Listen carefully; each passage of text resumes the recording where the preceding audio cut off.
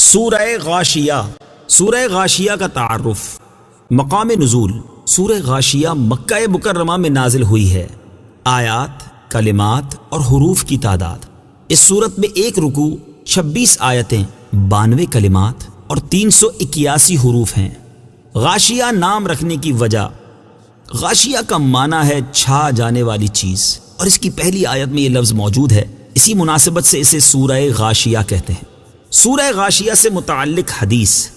حضرت ضحاک بن قیس رضی اللہ تعالیٰ عنہ نے حضرت نعمان بن بشیر رضی اللہ تعالیٰ عنہ کی طرف خط لکھ کر پوچھا کہ رسول کریم صلی اللہ تعالیٰ علیہ وآلہ وسلم جمعہ کی نماز میں سورہ جمعہ کے ساتھ کون سی سورت کی تلاوت فرماتے تھے؟ آپ رضی اللہ تعالیٰ عنہ نے فرمایا، حضور پرنور صلی اللہ تعالیٰ علیہ وآلہ وسلم جمعہ کی نماز میں هل اتاک حدیث الغاشیہ کی تلاوت فرماتے تھے۔ سورہ غاشیہ کے مضامین۔ اس سورت کا مرکزی مضمون یہ ہے کہ اس میں اسلام کے بنیادی عقائد بیان کیے گئے ہیں، اور اس میں یہ مضامین بیان ہوئے ہیں۔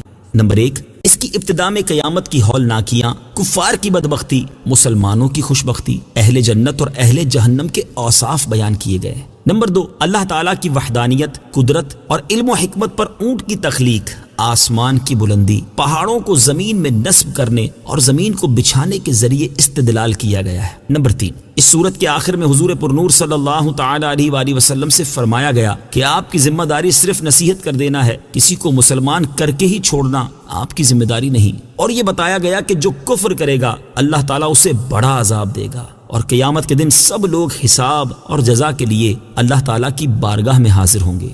سورہ اعلیٰ کے ساتھ مناسبت۔ سورہ غاشیہ کی اپنے سے ماقبل سورت اعلیٰ کے ساتھ مناسبت یہ ہے کہ سورہ اعلیٰ میں مسلمانوں، کافروں، جنت اور جہنم کے اوصاف اجمالی طور پر بیان ہوئے، اور سورہ غاشیہ میں ان چیزوں کو تفصیل کے ساتھ بیان کیا گیا ہے۔ بسم اللہ الرحمن الرحیم۔ ترجمہ، اللہ کے نام سے شروع جو نہایت مہربان رحمت والا ہے۔ هل اتاک حدیث الغاشیہ۔ ترجمہ، بے شک تمہارے پاس چھا جانے والی مصیبت کی خبر آ چکی۔ هل اتاک، بے شک تمہارے پاس آ چکی۔ تفسیر صراط الجنان میں ہے، اس آیت مبارکہ میں نبی کریم صلی اللہ تعالی علیہ وآلہ وسلم سے خطاب ہے کہ اے دو عالم کے سردار صلی اللہ تعالی علیہ وآلہ وسلم، آپ کے پاس ایسی مصیبت کی خبر آ چکی جو چھا جانے والی ہے۔ اس سے مراد قیامت ہے، جس کی شدتیں اور ہولناکیاں ہر چیز پر چھا جائیں گی۔ یوں ہی اس دن کافروں کے دلوں پر غشی اور چہروں پر سیاہی چھا جائے گی، جبکہ فرما بردار مسلمانوں کے دلوں پر خوشی اور چہروں پر روشنی چھا جائے گی۔ وجوہ یومئذ خاشعہ۔ ترجمہ، بہت سے چہرے اس دن ذلیل و رسوا ہوں گے۔ وجوہ، کتنے ہی منہ۔ تفسیر صراط الجنان میں ہے، قیامت کی خبر کا تذکرہ کرنے کے بعد یہاں ان احوال کا بیان کیا گیا ہے جو قیامت کے دن ظاہر ہوں گے۔ چنانچہ بہت سے چہرے جو دنیا میں اللہ والوں کے روبرو اکڑتے تھے، وہاں ہر طرح ذلیل ہوں گے۔ قبروں سے سر کے بل چل کر محشر میں پہنچیں گے، وہاں منہ کالے، دونوں ہاتھ بندھے ہوئے اور گلے میں طوق ہوگا۔ ہر دروازے پر بھیک مانگیں گے مگر دھتکارے جائیں گے، اور ایک دوسرے پر لعنت کر رہے ہوں گے۔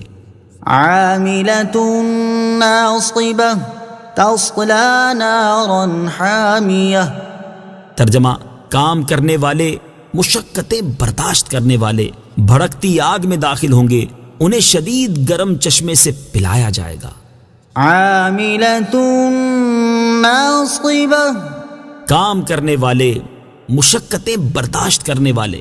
تفسیر صراط الجنان میں ہے، حضرت عبداللہ ابن عباس رضی اللہ تعالی عنہما نے فرمایا کہ اس سے وہ لوگ مراد ہیں جو دین اسلام پر نہ تھے، بت پرست تھے، یا کتابی کافر جیسے راہب اور پجاری، کہ انہوں نے اپنی طرف سے عبادت و ریاضت کے نام پر محنتیں بھی اٹھائیں، مشقتیں بھی جھیلیں، اور نتیجہ یہ ہوا کہ جہنم میں جائیں گے۔ یوں ہی جوگی، سادھو لوگ کہ دنیا چھوڑتے، لذتوں سے منہ موڑتے اور تکالیف اٹھاتے ہیں، مگر آخرت میں کوئی صلہ نہیں، اور یوں ہی بد مذہبوں کی اپنے باطل عقائد کے تحفظ و ترویج میں کوششیں کرنا اور کتابیں لکھنا وغیرہ سب بے فائدہ رہیں گی، کیونکہ آخرت میں ثواب اور نجات کا مدار دامن مصطفیٰ صلی اللہ تعالی علیہ وآلہ وسلم سے وابستگی پر ہے، اور وہ انہیں نصیب نہیں۔ بغیر روح جسم بیکار، اور بغیر ایمان عبادت برباد، اور اگر آیت میں مشقت سے مراد آخرت کی مشقت ہے تو یہ اس مشقت کو اس لیے اٹھائیں گے کیونکہ انہوں نے کفر کے مقابلے میں ایمان کو اختیار نہیں کیا اور روزہ رمضان،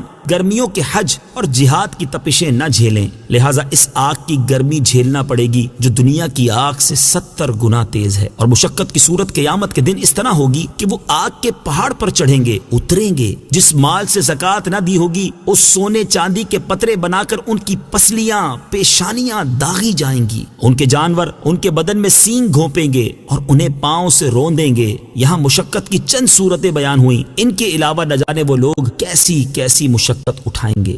تسقى من عين آنية ليس لهم طعام إلا من ضريع لا يسمن ولا يغني من جوع۔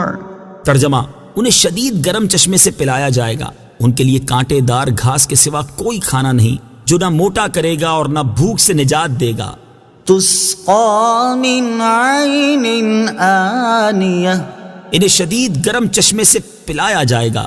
اس آیت اور اس کے بعد والی آیت کا خلاصہ یہ ہے کہ جہنمیوں کو جب پیاس لگے گی تو انہیں گرم چشموں کا پانی پلایا جائے گا جو ان کے اندرونی حصوں کو جلا کر رکھ دے گا، اور کھانے میں انہیں کانٹوں کی خوراک دی جائے گی جو پیٹ میں آگ لگا دے گی۔ یاد رہے کہ قیامت کے دن عذاب مختلف طرح کا ہوگا، اور جن لوگوں کو عذاب دیا جائے گا ان کے بہت سے طبقے ہوں گے۔ بعض کو زقوم، تھوہڑ کا درخت کھانے کو دیا جائے گا، اور بعض کو غسلین یعنی دوزخیوں کی پیپ، اور بعض کو آگ کے کانٹے کھانے کو دیے جائیں گے۔ انہی مختلف اقسام کی وجہ سے قرآن پاک میں مختلف مقامات پر جہنمیوں کے کھانے کے لیے مختلف اشیاء بیان کی گئی ہیں۔ نیز آیت نمبر 6 میں دریع کا لفظ ہے۔ دریع عرب میں خاردار زہریلی گھاس ہے جو جانور کے پیٹ میں آگ سی لگا دیتی ہے، نہایت بدمزہ اور سخت نقصان دہ ہوتی ہے۔ کفار کے ساتھ اس خوراک کی مناسبت یہ ہے کہ چونکہ کفار دنیا میں سور، سود، جوئے وغیرہ حرام کمائیوں کی پرواہ نہ کرتے تھے اور شریعت کی پابندیاں توڑ کر کھاتے تھے، اس لیے انہیں یہ کھانے دیے جائیں گے۔ لا يسمن، جو نہ موٹا کرے، تفسیر صراط الجنان میں ہے، یعنی ان سے غذا کا نفع حاصل نہ ہوگا، کیونکہ غذا کے دو ہی فائدے ہیں، ایک یہ کہ بھوک کی تکلیف دور کرے، دوسرا یہ کہ بدن کو طاقت پہنچائے اور فربا کرے۔ تو یہ دونوں وصف جہنمیوں کے کھانے میں نہیں، بلکہ وہ کھانا تو حقیقت میں شدید عذاب کی ایک قسم ہے۔ وجوه يومئذ ناعمة، ترجمہ، بہت سے چہرے اس دن چین سے ہوں گے۔ وجوه يومئذ ناعمة، بہت سے چہرے اس دن چین سے ہوں گے۔ تفسیر صراط الجنان میں ہے، اس سے پہلی آیات میں کفار کے لیے وعیدیں بیان کی گئیں، اور اب یہاں سے ایمان والوں کے احوال بیان کیے جا رہے ہیں۔ چنانچہ ارشاد فرمایا کہ قیامت کے دن بہت سے چہرے عیش و خوشی میں اور نعمت و کرامت میں ہوں گے۔ مراد یہ کہ قیامت میں پرہیزگار مومنین چین میں ہوں گے، نہ انہیں سورج کی گرمی ستائے گی، نہ زمین کی تپش، نہ انہیں خوف ہوگا، نہ غم، نہ رب عز و جل کا عتاب ہو، نہ فرشتوں کی لعن طعن، نہ قیامت کی گھبراہٹ، کیونکہ یہ حضرات دنیا میں خدا عز و جل کے خوف سے بے چین رہے، اور دنیا میں خوف خدا کی بے چینی قیامت کے چین کا ذریعہ ہے۔ لسعيها راضية، ترجمہ، اپنی کوشش پر راضی ہوں گے۔ لسعيها راضية، اپنی کوشش پر راضی ہوں گے۔ تفسیر صراط الجنان میں ہے، یعنی قیامت کے دن جب مسلمان اپنا مرتبہ اور ثواب دیکھیں گے تو وہ دنیا میں کیے جانے والے اپنے نیک اعمال پر راضی اور خوش ہوں گے، اور حقیقتاً نیکیوں پر خوش ہونے کا وقت بھی قیامت ہی ہے، کیونکہ اپنے انجام کی خبر نہیں، لہذا جب محشر میں اعمال کی مقبولیت دیکھیں گے تو خوش ہوں گے۔ یوں ہی مومنوں کے نیک اعمال نہایت اچھی شکلوں میں ان کے ساتھ ہوں گے، جن کو دیکھ کر انہیں دلی شادمانی ہوگی۔ في جنة عالية لا تسمع فيها لاغية فيها عين وجارية فيها سرر مرفوعة۔ ترجمہ، بلند باغ میں اس میں کوئی بیہودہ بات نہ سنیں گے، اس میں جاری چشمے ہوں گے، اس میں بلند تخت ہوں گے۔ في جنة عالية، بلند باغ میں۔ تفسیر صراط الجنان میں ہے، نیک اعمال کرنے والے جنت میں ہوں گے جو کہ شان کے لحاظ سے بھی بلند ہے اور مکان و جگہ کے لحاظ سے بھی اونچی ہے۔ مومنوں اور بلند جنت میں مناسبت یہ ہے کہ چونکہ مومن دنیا میں عاجز و مسکین بن کر رہے، تکبر اور غرور سے دور رہے، اس کے عوض رب تعالیٰ انہیں بلندی اور شان عطا فرما دے گا۔ لا تسمع فيها لاغية، اس میں کوئی بےہودہ بات نہ سنیں گے۔ تفسیر صراط الجنان میں ہے، جنتی لوگ جنت میں نہ تو ناجائز بات سنیں گے جیسے جھوٹ، غیبت، اور نہ ہی تکلیف دہ باتیں جیسے لان، تان اور تشنی۔ یوں ہی جنتی نہ کوئی بے فائدہ بات سنیں گے اور نہ کوئی بےہودہ بات، اور نہ دوزخیوں کی چیخو پکار جس سے ان کے عیش و آرام اور لذت و راحت میں خلل آئے۔ اس آیت سے اشارتاً یہ بھی سمجھایا گیا کہ بےہودہ باتوں سے بچنا نیک لوگوں کا شیوا ہے، جیسے یہاں اللہ تعالیٰ نے اہل جنت کی فضیلت کے طور پر اسے بیان فرمایا۔ فيها سرر مرفوعة، اس میں بلند تخت ہوں گے۔ تفسیر صراط الجنان میں ہے، جنت میں ایسے بلند تخت ہوں گے جن کی بلندی 100 گز ہوگی، مگر جب جنتی ان پر چڑھنا یا ان سے اترنا چاہیں گے تو وہ تخت خود بخود اوپر یا نیچے آ جائیں گے۔ وأكواب موضوعة ونمارق مصفوفة وزرابي مبثوثة۔ ترجمہ، اور رکھے ہوئے گلاس ہوں گے اور صف در صف گاؤ تکیے لگے ہوئے ہوں گے اور بہترین قالین بچھے ہوئے ہوں گے۔ وأكواب موضوعة، اور رکھے ہوئے گلاس ہوں گے۔ تفسیر صراط الجنان میں ہے، اس آیت اور اس کے بعد والی 2 آیات کا خلاصہ یہ ہے کہ چشموں کے کناروں پر ترتیب سے گلاس رکھے ہوئے ہوں گے جن کی ترتیب کا حسن اور صفائی دیکھنے سے بھی لذت حاصل ہوگی۔ جیسے اگر کسی کے خوبصورت کچن میں جائیں جہاں ہر چیز نہایت ترتیب اور نفاست سے رکھی ہو تو اس منظر سے ہی خوشی حاصل ہوتی ہے۔ جنتی جب ان گلاسوں سے دودھ، شہد، شراب وغیرہ پینا چاہیں گے تو وہ انہیں خود ہی بھرے ہوئے ملیں گے۔ کوزے تو چشموں کے کنارے چنے ہوئے ہوں گے، جبکہ ان کے گھروں کا منظر بھی قابل دید ہوگا کہ وہاں قالین بچھے ہوں گے جو بہت آرام دہ اور نہایت ہی خوشنما ہوں گے، اور صف در صف گاؤ تکیے لگے ہوئے ہوں گے۔ یہاں جدا گانا عرض ہے کہ گھر کی اشیاء کا نفاست و صفائی اور ترتیب سے ہونا ایک عمدہ خوبی ہے، لہٰذا گھروں میں جو اشیاء موجود ہوں انہیں ترتیب اور ڈھنگ سے رکھنا چاہیے۔ افلا ينظرون الى الابل كيف خلقت، ترجمہ، تو کیا وہ اونٹ کو نہیں دیکھتے کہ کیسا بنایا گیا ہے؟ افلا ينظرون الى الابل، تو کیا وہ اونٹ کو نہیں دیکھتے؟ تفسیر صراط الجنان میں ہے، اس صورت میں جنت کی نعمتوں کا ذکر سن کر کفار نے تعجب کیا اور انہیں جھٹلایا تو اللہ تعالیٰ نے انہیں اپنے کارخانہ قدرت اور عجائبات عالم میں نظر کرنے کی ہدایت فرمائی کہ وہ دیکھیں، غور کریں اور سمجھیں کہ جس قادر حکیم نے دنیا میں ایسی عجیب و غریب چیزیں پیدا کی ہیں اس کی قدرت سے جنتی نعمتوں کا پیدا فرمانا کس طرح قابل تعجب اور لائق انکار ہو سکتا ہے۔ چنانچہ ارشاد فرمایا کہ کیا یہ اونٹ کو نہیں دیکھتے کہ کیسا بنایا گیا ہے؟ اونٹ میں اللہ تعالیٰ کی قدرت کے عجائبات۔ اونٹ قدرت کی عجیب صنعت ہے اور اس میں چند چیزیں بہت عجیب ہیں۔ نمبر 1، جانور زینت کے لیے پالے جاتے ہیں، یا کھیتی باڑی کے لیے، یا بوجھ لادنے یا سواری کے لیے، یا دودھ یا گوشت کے لیے۔ اونٹ میں یہ ساری باتیں موجود ہیں۔ نمبر 2، یہ ریت کا جہاز ہے اور یہ کانٹے اور معمولی چیزوں کو کھا کر گزارا کر لیتا ہے اور 10-15 دن بغیر کھانے پانی کے نکال لیتا ہے۔ نمبر 3، اونٹ میں اطاعت اور عشق کمال درجے کا ہے، چنانچہ ایک بچہ اس کو جہاں چاہے لے جائے اور ہدی کے اشعار سن کر ایسی مستی میں آتا ہے کہ طاقت سے زیادہ بوجھ اٹھا کر بہت زیادہ راستہ طے کر لیتا ہے۔ وَإِلَى السَّمَاءِ كَيْفَ رُفِعَتْ وَإِلَى الْجِبَالِ كَيْفَ نُصِبَتْ، ترجمہ، اور آسمان کو کیسا اونچا کیا گیا ہے اور پہاڑوں کو کیسے قائم کیا گیا ہے۔ وَإِلَى السَّمَاءِ، اور آسمان کو، تفسیر صراط الجنان میں ہے، یعنی کیا کفار مکہ نے آسمان کو اس طور پر نہیں دیکھا جس کا وہ دن رات مشاہدہ کرتے ہیں کہ وہ ستونوں اور کسی سہارے کے بغیر کیسا اونچا کیا گیا ہے۔ وَإِلَى الْجِبَالِ كَيْفَ نُصِبَتْ، اور پہاڑوں کو کیسے قائم کیا گیا ہے۔ تفسیر صراط الجنان میں ہے، یعنی کیا کافروں نے ان پہاڑوں کو نہیں دیکھا جنہیں زمین میں نصب کر دیا گیا کہ نہ وہ ہوا سے اڑتے ہیں اور نہ زلزلے سے گرتے ہیں، بلکہ زمین کے لیے سہارا اور اس کے لیے میخوں کے قائم مقام ہیں، نیز انسانوں کے لیے ہزارہا فوائد پر مشتمل ہیں۔ چنانچہ ان میں سے لال، ہیرے، معدنیات، چشمے، دریا وغیرہ ہزارہا قسم کی چیزیں نکلتی ہیں۔ روحانی پہاڑ، صوفیہ کرام فرماتے ہیں کہ اللہ تعالیٰ کے اولیاء رحمہم اللہ تعالی روحانی پہاڑ ہیں جو کبھی راہ حق سے نہیں بھٹکتے، اپنے معتقدین کو قائم رکھتے ہیں، ایمان و عرفان کے سرچشمے ہیں، اسرار الہیہ کے خزانے ان سے برآمد ہوتے ہیں جن کا سلسلہ تا قیامت قائم رہے گا۔ وَإِلَى الْأَرْضِ كَيْفَ سُطِحَتْ، ترجمہ، اور زمین کو کیسے بچھائی گئی ہے، وَإِلَى الْأَرْضِ كَيْفَ سُطِحَتْ، اور زمین کو کیسے بچھائی گئی ہے۔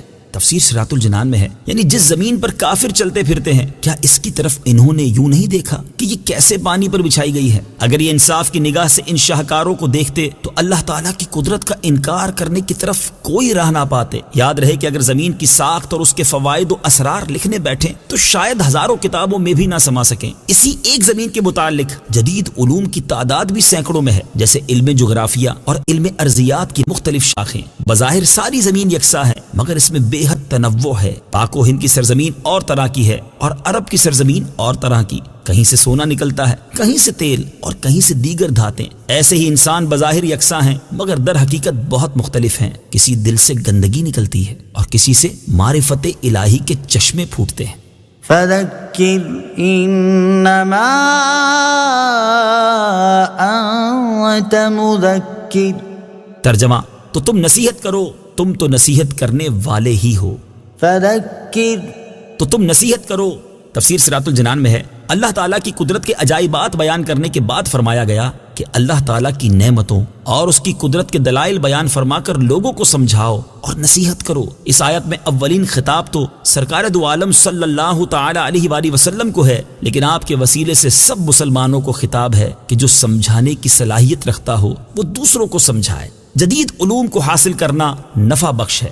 اس سے یہ بھی معلوم ہوا کہ جدید علوم کا حاصل کرنا نہایت نفع بخش ہے کہ مثلا مذکورہ بالا آیات میں جو کچھ بیان کیا گیا ہے صرف وہی 4 آیتیں دہرا کر تو نہیں سمجھایا جائے، بلکہ غور و فکر کے بعد جو معرف و اسرار اور حکمتیں سمجھ آئیں گی ان کو بیان کر کے سمجھایا جائے گا۔ اور ان حکمتوں کو سمجھنے کا ایک بہت بڑا ذریعہ مذکورہ چیزوں کے متعلقہ جدید علوم ہیں، تو اگر انہیں سمجھ اور سیکھ لیا جائے تو عام آدمی کی بنسبت زیادہ اچھے طریقے سے قدرت الہی کا بیان کیا جا سکتا ہے۔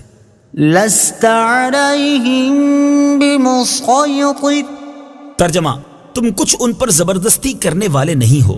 لست علیہم بمسیطر، تم کچھ ان پر زبردستی کرنے والے نہیں ہو۔ تفسیر صراط الجنان میں ہے، یعنی اے حبیب صلی اللہ تعالی علیہ وآلہ وسلم، آپ کی یہ ذمہ داری نہیں کہ آپ انہیں مسلمان کر کے ہی چھوڑیں، بلکہ اللہ تعالیٰ کا پیغام احسن طریقے سے پہنچا دینا آپ کا کام ہے۔ اس کے بعد اگر سارے لوگ کافر رہیں تو آپ کا کچھ نہیں بگڑتا۔ جیسے اگر سورج سے کوئی روشنی نہ لے یا بادل سے فیض نہ لے تو اس سے سورج یا بادل کا نقصان نہیں ہے۔ یا آیت کا یہ مطلب ہے کہ آپ انہیں جبرن مسلمان نہ کریں، بلکہ اسلام کی تعلیمات پہنچا کر قبول کرنے یا نہ کرنے کا اختیار ان پر چھوڑ دیں۔ إلا من تولى وكفر فيعذبه الله العذاب الأكبر إن إلينا إيابهم ثم إن علينا حسابهم۔ ترجمہ، ہاں جو منہ پھیرے اور کفر کرے تو اسے اللہ بڑا عذاب دے گا، بے شک ہماری ہی طرف ان کا لوٹنا ہے، پھر بے شک ہم پر ہی ان کا حساب لینا ہے۔ إلا من تولى وكفر، ہاں جو منہ پھیرے اور کفر کرے۔ تفسیر صراط الجنان میں ہے، اس آیت اور اس کے بعد والی 3 آیات کا خلاصہ یہ ہے کہ اے حبیب صلی اللہ تعالی علیہ وآلہ وسلم، انہیں مسلمان کر کے چھوڑنا یا مجبور کر کے مسلمان بنانا آپ کی ذمہ داری نہیں، بلکہ پیغام پہنچانا آپ کی ذمہ داری تھی۔ تو آپ کے سمجھانے اور نصیحت فرمانے کے بعد جو ایمان لانے سے منہ پھیرے اور کفر کرے تو اللہ تعالیٰ اسے آخرت میں بڑا عذاب دے گا کہ اسے جہنم میں داخل کرے گا، کیونکہ مرنے کے بعد انہیں ہماری طرف ہی لوٹ کر آنا ہے اور حشر کے میدان میں ان کا حساب بھی ہم نے ہی لینا ہے۔ یاد رہے کہ کفار کے لیے بہت سے عذاب ہیں، نزا کے وقت، قبر میں، محشر میں اور جہنم میں۔ ان سب میں بڑا عذاب دوزخ کا ہے، باقی اس کے مقابلے میں چھوٹے ہیں، کیونکہ دوزخ کا عذاب دائمی ہے، اس میں سخت رسوائی بھی ہے، اس میں ہر طرح کا عذاب ہے، کھانے پینے، رہنے سہنے، زہریلے جانور، سب کا عذاب۔ ان وجوہات سے اسے بڑا عذاب کہا گیا۔ صدق اللہ العظیم۔